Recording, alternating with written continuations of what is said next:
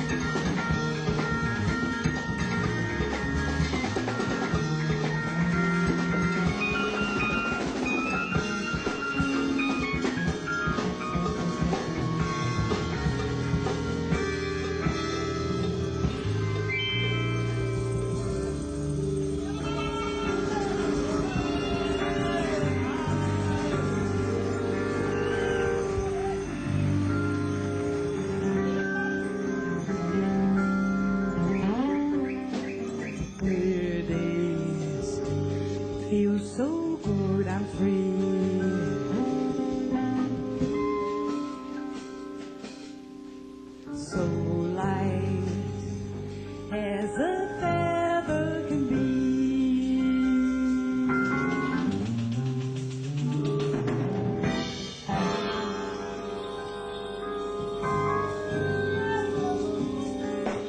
Clear days feel so good, I'm free.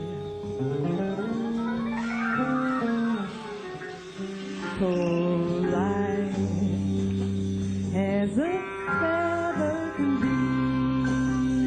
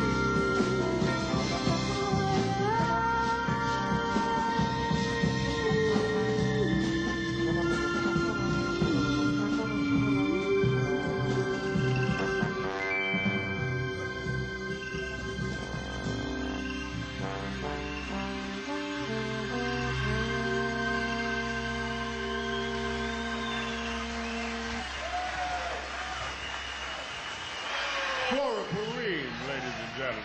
Miss Flora Purim. Yes. Yes, we're glad to be back with the butterfly lady. I would like to tell you that that's those of you who are here live and those of you who are on the other end of the radio checking us out, that we're all here because we love Flora Purim.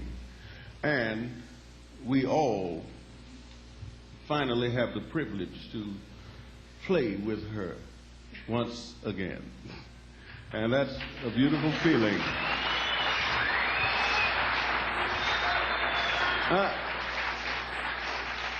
I must also say that Flora is the bearer of goodwill in so many ways, not just because she's a great talent and a wonderful person, but she has some other things going, because I don't know of an occasion like this. I have performed in many correctional facilities. Many. That is, from minimum to maximum security. But I've never seen a thing where people come from the outside and come in and perform in a show with an inmate in a facility, and everybody is having a ball because they have the privilege to do it. I came in from Seattle to do this, so, you know, it's kind of heavy. Miss Flora. No, Cannonball, I want to say this is really the first time it happened in the history of the Bureau of Prisons.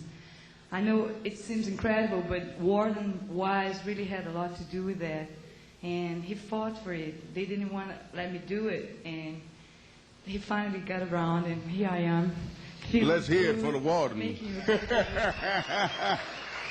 Right on. That's wonderful. Now, the next song I'm going to sing, I'd like to dedicate to all of you guys. I want you to think about your old ladies and feel good, feel good. Let's suppose I am your old lady right now. I'll be with all of you in here. And I also want to dedicate to some girls that are in CIW, and one special one that is my partner. She wrote a couple of songs with me. Her name is Clara Massengale. And the song is called 500 Miles High.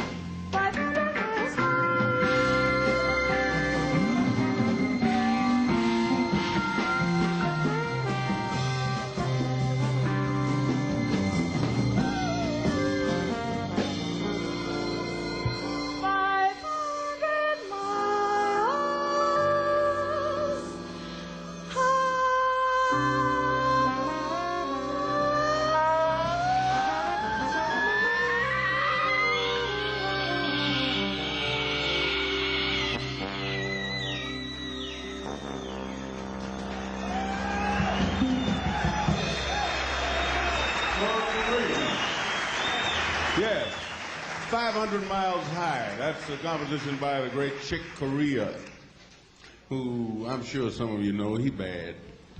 Yeah, I know. Here's a composition by a Brazilian composer whose name is Airto. And it's kind of fitting since Raul, Airto, and Flora are all Brazilians that they do this tune. This one's called, what is it? Casa Forte. Yeah. Is my iPhone working?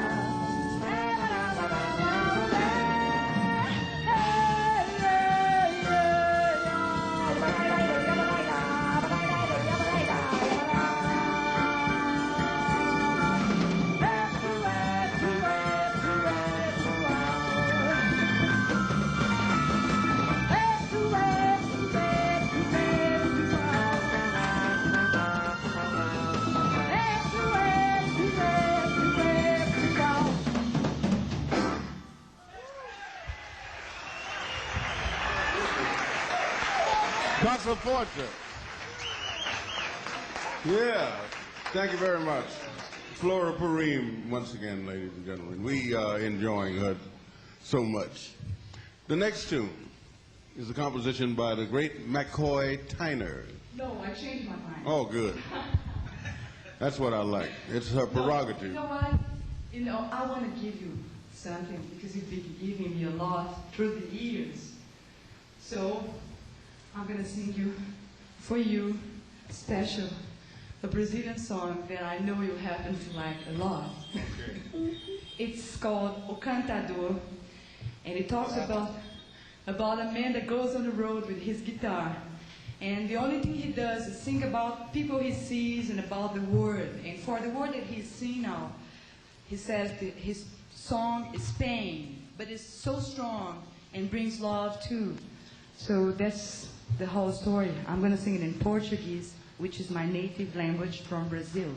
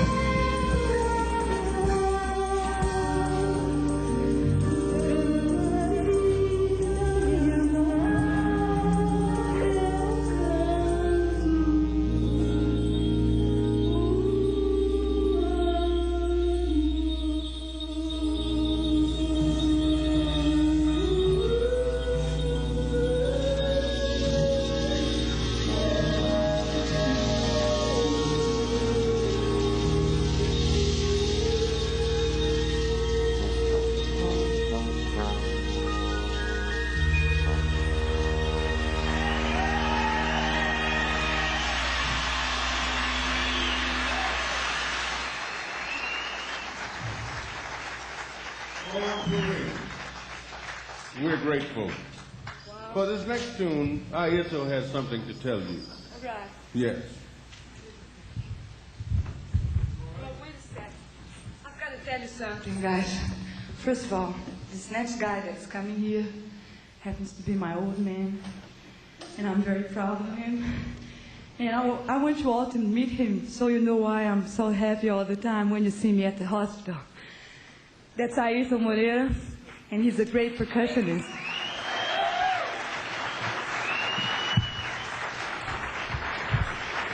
Mm-hmm. Thank you very much. And my name is Airto, like Airto. And I am from Brazil. And I used to live in New York for 8 years. And now I'm living in Los Angeles. So I can come and visit Flora twice or 3 times a week. So I'm going to be playing some of my instruments, for you. And I'll start with the tambourine, which is not a big thing. The tambourine, like everybody knows, the tambourine is all over the world, all kinds of tambourines, Some, they have the skin, the head. Some of them, they don't, as you know. And there are even square tambourines, And Chinese, tambourine. Another day I was in Chinatown in San Francisco. And I saw a Chinese tambourine, and it's beautiful, and a big one. But it was kind of too heavy to play the way that I play. So I didn't get it.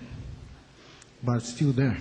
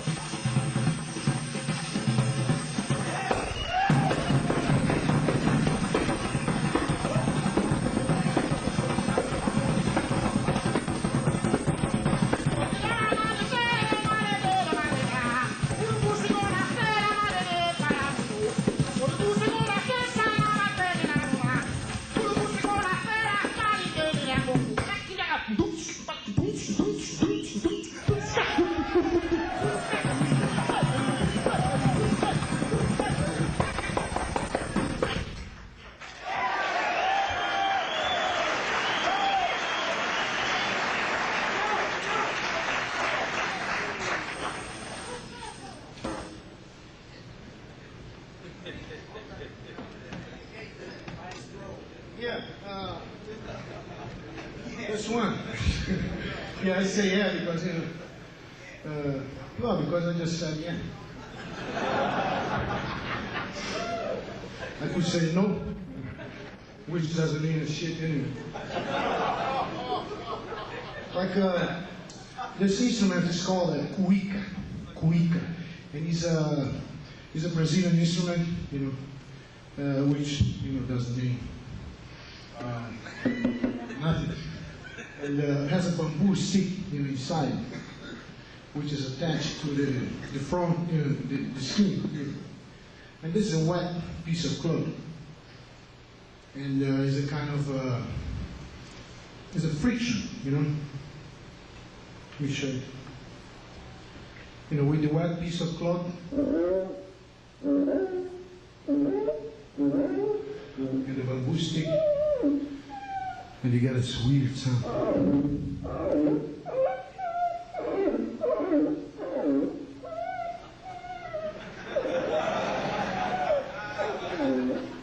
Yeah, you can think about whatever you want. That's.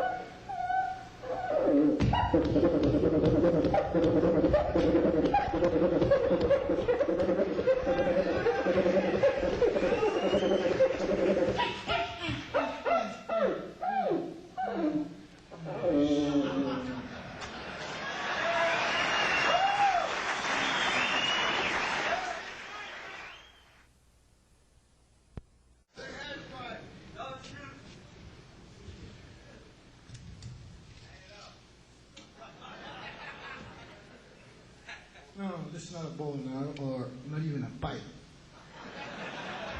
It's not a pipe, and it's not a bow and arrow. It's an instrument, you know. It's a berimbau. Berimbau comes from Africa, from Angola, which in Brazil is this instrument now is a part of the whole Brazilian culture. Was brought to Brazil a long time ago, in 1500. By the black people from Africa, from Angola. And they brought with them lots of things, beautiful things. And today is all mixed, you know, in Brazil. And we still have spiritual rituals, which we call spiritismo. And is a dance also that used to be a fight. And it's called capoeira, which we play this instrument, you know, for this dance. I'm going to play now the berimbau for you, and I'm going to sing some, you know, some chants, okay?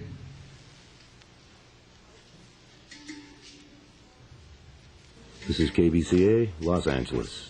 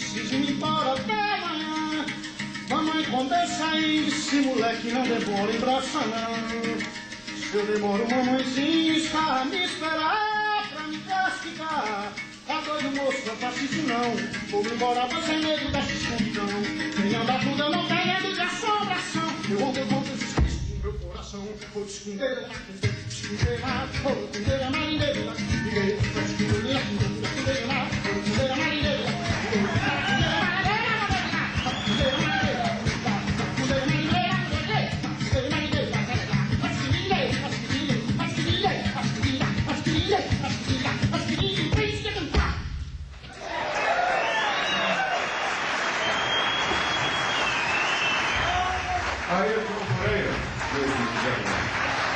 Yeah. Remarkable. Once again, we welcome back the band and Miss Flora Purim. A composition by another Brazilian, Airto. This one's called Jive Talk.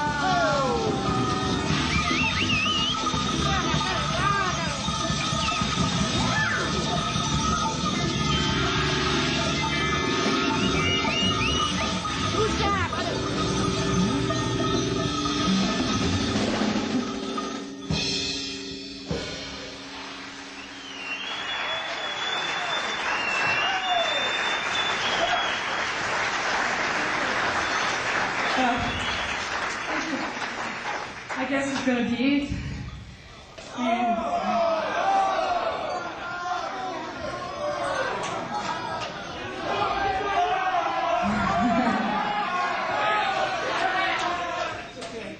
okay, we're gonna do for you a real batucada from Brazil, from the Carnival, just drum session.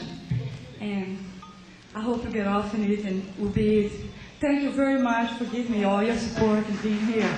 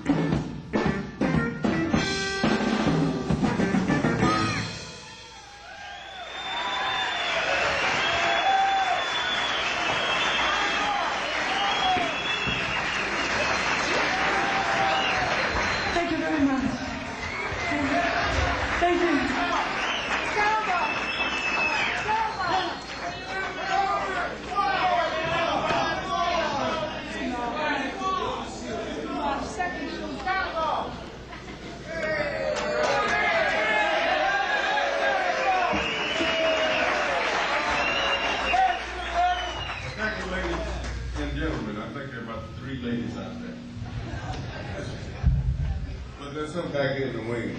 Once again, it's been our pleasure to perform for you here at Terminal Island, and for those of you out there on the other end of KBCA. And once again, thank you, Ms. Flora Purim, for being so brilliant. Bye-bye.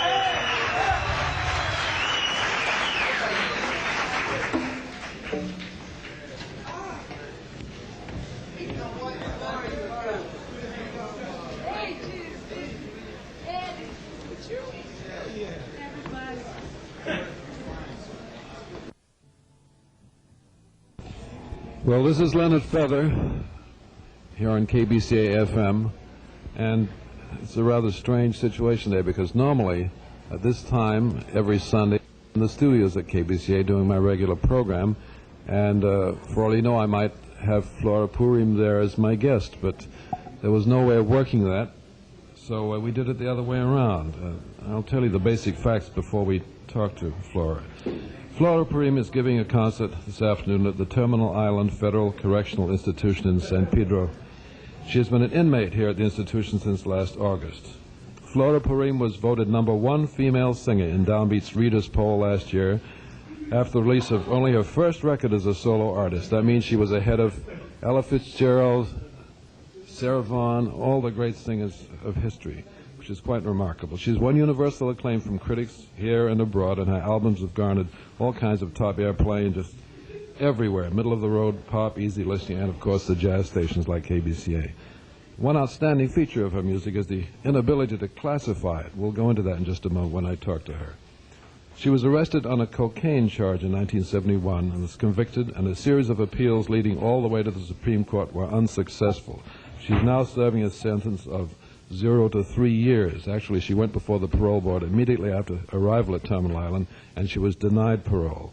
The parole board is going to consider her again, I think, in August 1975, but we'll find that out now. I'd like to, first of all, make an obvious disclaimer that this should be clear to anyone. There's no attempt here to glamorize or publicize cocaine any more than there's an attempt to do a commercial for cancer. That's fairly clear. That's right, Purim? Right.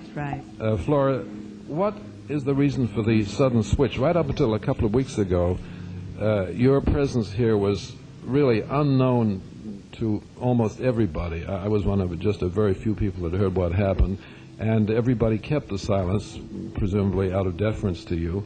And then suddenly we have gone from this secret situation to a point where it is just the reverse. Now it is being actually actively publicized. There's been stories in the trade papers, and a concert is being given today. What is the reason for this turnabout? Well, it just happens that it's been 8 months that I've been in jail, and I never been in jail in my life, and it was quite a hard experience, and I couldn't adjust to the fact that I was living with my family, Airto, my little daughter, Diana, and then when I surrendered, I still didn't know I was voted top female jazz singer or anything. I was still working with Airto. I finished my record, Stories to Tell, and I came in. And after 8 months, I can say I learned a lot since I've been here in county jail, and I met a lot of people. And it's been a demand for me to work. Like, people has been calling Fantasy Record, asking about me.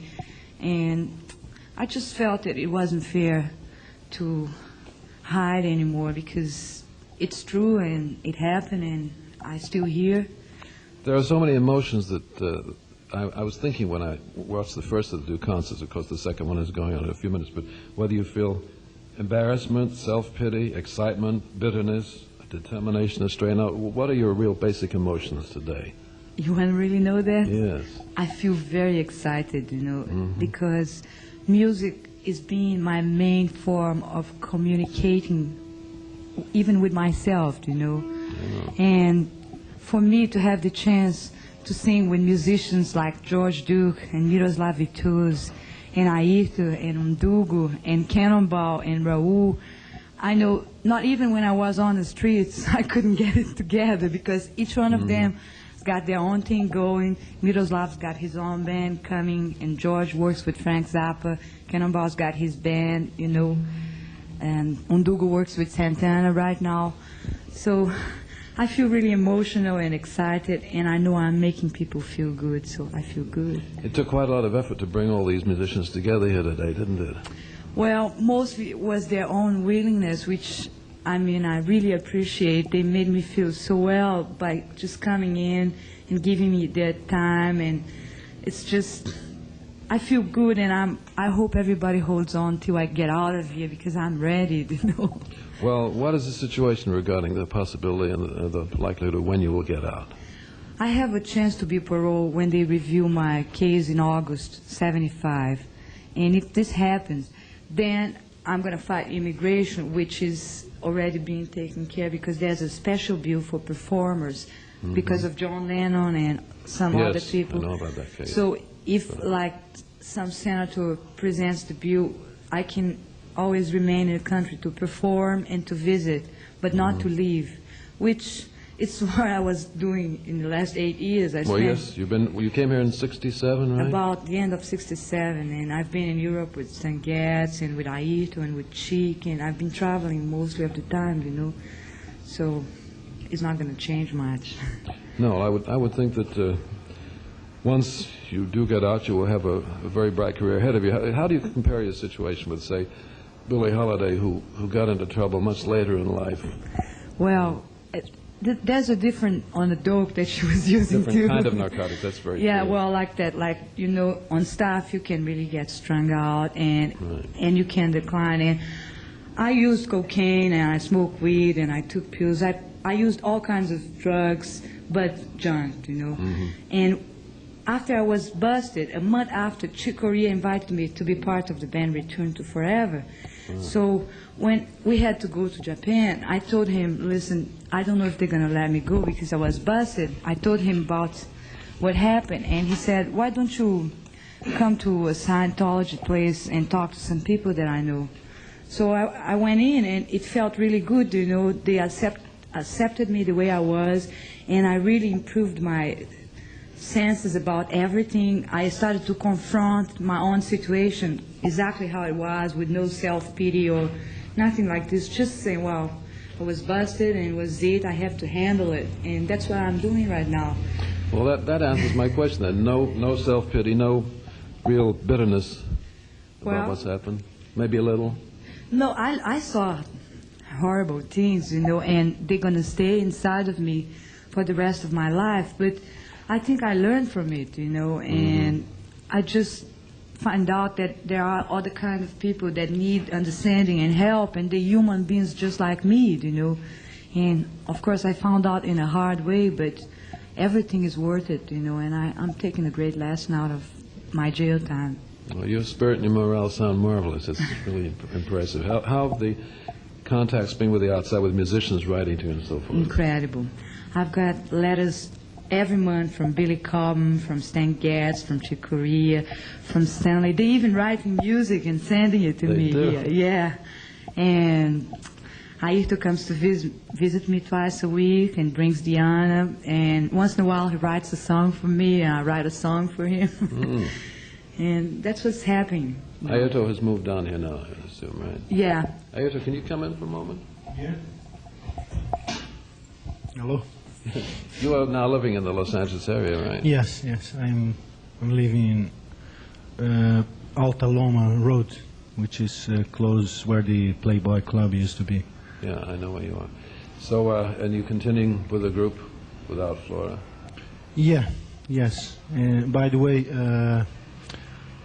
I am, you know, this thing that happened, you know, with Flora and myself, you know, our family, had changed a lot of things for better, you know, because we can see much clearer now, lots of things that we couldn't see before. And I am putting a new group together, and with a whole new spirit, you know, not really musically speaking, but the whole thing, with the you attitude. know, yeah, the attitude and how to handle, you know, everything else, you know, and I am signing a new recording contract also. That's great. And I think it's going to be with Arista Records and Clive I wish Davis. you luck with that one. Flora, let me ask you another question for a moment. A lot has been said about the wordless singing that you do, which constitutes a great deal of your performance. How did that develop? It's not really like any kind of wordless singing that's gone before. You can't call it scat singing. In fact, you can't really classify anything that you do. Yeah, well, as I said to other people, it started when I was working with Ron Carter and Hermeto and Airto. You know, we went to do those concerts in Mexico, and Hermeto came to me and said, "Listen, why don't you use your voice? Like, we didn't have a horn or anything in the band then, and just make sounds and back me up when I do things like this." And in the beginning, I didn't want to do it because I wanted to sing straight melodies and lyrics. I wasn't very hip, but I don't believe that. I'm telling you, because I was scared that he was crazy, you know, because he is crazy naturally. Well, anyway, he's crazy. He has ideas like bringing animals to studios and have them make sounds and play soprano sax and things like this. But he's a genius, and I respect him very much. So the first time I did it was on Moon Dreams, when I recorded with Airto on Seeds on the Ground for Buddha. Was my first trial for that, and it was so good. I took off so fast and strong that actually when I finished, I thought I was going to pass out, you know. And then Airto and Ron and him ran to the booth where I was in, and they hugged me and kissed me and said, "Can you do it again? Let's take another track." And I did 2 tracks, and we used it, you know. Well, I guess we have about run out of... How many... we have no time left? 5 minutes or 5 seconds? 5 minutes. Oh, well, that's good, because I could not say goodbye in 5 seconds, nor could I get all the answers to the questions I have in mind. Actually, this wordless singing doesn't seem to derive from anybody else, but you must have some idols that you've had in the past. Well, I love jazz music because my mother loved it, and she used to hear to Errol Garner, Oscar Peterson, you know, Hazel Scott. Really? Yeah, and then I started to hear Miles, and the sound of the trumpet, you know, really would strike me because, like, I would feel this in chills, you know, and slowly was the sound that I wanted to duplicate. Then when I teamed up with Joe Farrow on Chief's band, I found a new sound together with the soprano sax and with the flute. And I had studied some drama on a Stanislavski's method, and you use your diaphragm and your throat and your chest and your stomach and your nose. And I started to make the sounds travel so I could duplicate and make perfect, like, unisons. Right. And that's how I developed it, you know. There's a number you do with the Edo Lobo number called Casaforte, which has a wonderful upsweep type melody, and it seems to me that you probably think of yourself as some kind of a horn, maybe a saxophone. Yeah, that's it's just to reinforce the actual instrumental sound. And eventually, when it's like a funky piece, I'll go and I sing some Brazilian words or something that I feel. I only sing what I feel, and I improvise. You know, the accent and the words sound very rhythmically, and I use it too, you know. So when I did on Dr. Jive, on Butterfly Dreams, just picked up words and improvised them, you know. There's a certain aspect of that I think does qualify as jazz. You say you don't want to be categorized as any one thing, and I think jazz is just one of your many bags. Isn't that true? Oh, I love it. I said to Downbeat, to Lynn Lyons, and that's the way I feel. I feel really honored because all this is happening to me, and like the musicians in my country, when I came in, I used to sing ballads. I love Dinah Washington. And really? I had all her records, and I sang I Should Care, and and even Ella, I sang What's New and things that standard tunes. And when I came in, the musicians said, "Well, just don't try to make it as a jazz singer because you're Brazilian and your background is different, and they born listening to 4/4 tempos. You can't possibly beat that." Do you think that's true? That's what they told me in there before I came in here. When I came in here, the first thing that blew my mind was when I met Gil Evans. He was one of my idols. And when he invited me to sing with the band, was the top of what I ever felt. I never thought I could make it, and I made it, and he was there all the time, and he wanted me to sing more and more and more. Then came Chick and Stan Getz and Duke Person, and one day I was at Walter Booker's house playing the guitar, and Thelonious Monk was there. And I never met him. I didn't see him. I didn't know it was him. And I played a ballad, a Brazilian ballad, and I sang. So he didn't say a word. He asked me to play it again. And when I finished, he came in and hugged me and kissed me, you know. And I couldn't believe it. And Maria Booker told me, "Do you know who's that? That's Thelonious Monk." Next thing I did, I saw him at Club Baron in Harlem. Yes, yeah. And I never thought he recognized me, because you know how he is.